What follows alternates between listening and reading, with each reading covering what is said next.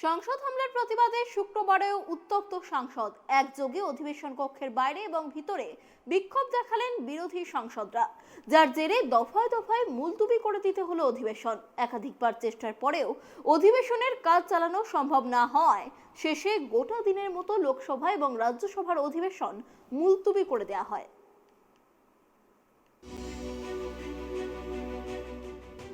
Gas হামলার প্রতিবাদে শুক্রবারও উত্তপ্ত সংসদ, একযোগে অধিবেশন কক্ষের বাইরে এবং ভিতরে বিক্ষোভ দেখালেন বিরোধী সাংসদরা, যার জেরে দফায় দফায় মুলতুবি করে দিতে হলো অধিবেশন। একাধিকবার চেষ্টার পরেও অধিবেশনের কাজ চালানো সম্ভব না হওয়ায় শেষে গোটা দিনের মতো লোকসভা এবং রাজ্যসভার অধিবেশন মুলতুবি করে দেওয়া হয়।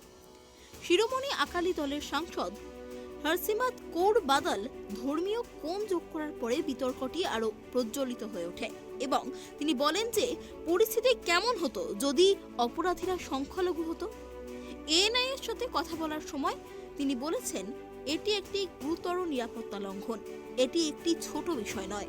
সংসদকে দেশের মানুষ সবচেয়ে নিরাপদ বলে মনে করে, কিন্তু বেকার যুবকরা যদি সেখানে এটি করে তবে নিরাপত্তা কোথায়? এটি একটি বড় লঙ্ঘন এবং উদ্বেগের একটি প্রধান কারণ। এটি একটি নতুন নিয়ম হয়ে দাঁড়িয়েছে যে আপনি যদি প্রশ্ন করেন আপনাকে বের করে দেওয়া হবে এবং আপনাকে সাসপেন্ড করা হবে।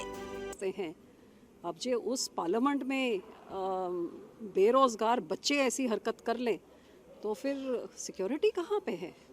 22 साल पहले हुआ तो आतंकवादियों ने किया, अब पढ़े लिखे बेरोजगार करने लग जाएंगे तो कल कोई सीरियसली कोई ऐसा कुछ करना चाहे तो फिर कहाँ बचाव होना था? तो बिल्कुल बहुत बड़ी ब्रीच हुई है एंड अनफॉर्चुनेटली इसके बारे में कुछ बोलना चाहिए, कोई बताना चाहिए। अब जैसे पढ़ने में आ रहा है कि पार्लियामेंट तो नहीं बना दी इतने हज़ारों करोड़ खर्च के, लेकिन जो वहाँ की सिक्योरिटी एपरेटस थी वो कितने साल 10-15 साल पुरानी थी, कितने सारे पोस्ट खाली पड़े। So it is a major breach and it's a major cause of concern and जिनकी लाइव्स इंडेंजर्ड थी वो वरिड हैं। अब आप उनको जब पूछे सवाल तो उठा के बाहर फेंक दें, ये तो एक नया नॉर्म बन गया है कि कोई आपसे कुछ पूछे तो आप उठा के सस्पेंड कर दिए। बहुत गलत बात है, मैंने तो 15 सालों में ऐसे देखा नहीं है। लेकिन एक बीजेपी लीडर निशिकांत जी ने एक ट्वीट किया है, उन्होंने साफ तौर पर एग्जाम्पल दिया 1994 का, 1994 का, कि उस समय क्या हुआ था पार्लियामेंट में, इस तरह के घटनाक्रम हुए थे और लोकसभा स्पीकर का अधिकार क्षेत्र था और उस समय बीजेपी नहीं थी, लेकिन सबने सपोर्ट किया उस पूरे मामले को। तो उन्होंने साफ तौर पर लिखा है कि घटिया राजनीति नहीं होनी चाहिए, शर्म करनी चाहिए। आजकल निशिकांत जी के पता नहीं कौन से पावर्स हैं कि जो वो कहें वो ही जैसे पत्थर की लकीर होती है, लेकिन हकीकत ये है कि देश का पार्लियामेंट में जो ऐसे कुछ हो रहा है तो देश कितना सिक्योर है, दिल्ली कितनी सिक्योर है? क्या लोगों को ये सवाल मन में नहीं उठना चाहिए कि पार्लियामेंट में कोई घुस सकता है तो सिक्योरिटी के हालात क्या हैं? तो ये पूछना बिल्कुल जायज़ है, वाजिब है, पूछना भी चाहिए और इसको कवर अप।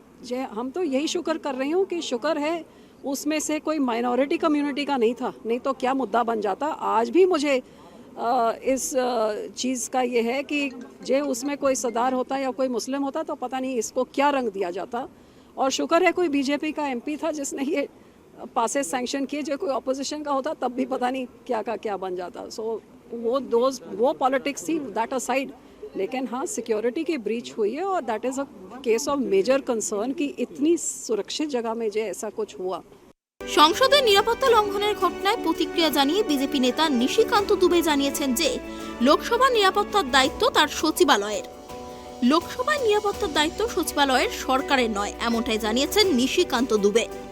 তিনি বলেন, কেন এইচএম এই বিষয়ে উত্তর দেবেন?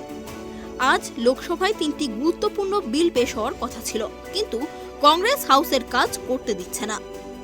मुख्यमंत्री का विषय है, उसी तरह से इस लोकसभा प्रेमाइसिस का सिक्योरिटी का पूरा विषय लोकसभा अध्यक्ष का है, लोकसभा सचिवालय का है। इसका कहीं दूर दूर तक भारत सरकार से दूर दूर तक लेना देना नहीं है। यही 2 ट्वीट मैंने किया है, लोगों को बताने के लिए किया है और ये कहने के लिए किया है कि हमने हमेशा राष्ट्रीय सुरक्षा का सवाल हो, पार्लियामेंट की सुरक्षा का सवाल हो, कांग्रेस के साथ कभी राजनीति नहीं की। जो जिसका हक था वो हमने किया। आज जो कांग्रेस और विपक्ष कर रहा है उसको शर्म आना चाहिए, उसको डूब मरना चाहिए। এদিন সাসপেন্ড হওয়া সাংসদরা আলাদা করে বিক্ষোভ দেখান গান্ধী মূর্তির পাদদেশে। তাদের সঙ্গে আলাদা করে কথা বলেন কংগ্রেস সংসদীয় দলের নেত্রী সোনিয়া গান্ধী। সমবেতভাবে সংসদের মূল প্রবেশদ্বারের সামনেও বিক্ষোভ দেখান তারা। বিরোধীদের দাবি, বুধবারের হানাদারি নিয়ে শীতকালীন অধিবেশনে বিবৃতি দিতে হবে প্রধানমন্ত্রী নরেন্দ্র মোদী এবং স্বরাষ্ট্রমন্ত্রী অমিত শাহকে, যদিও সরকার সেই দাবি মানতে নারাজ। Bureau report, tribe TV.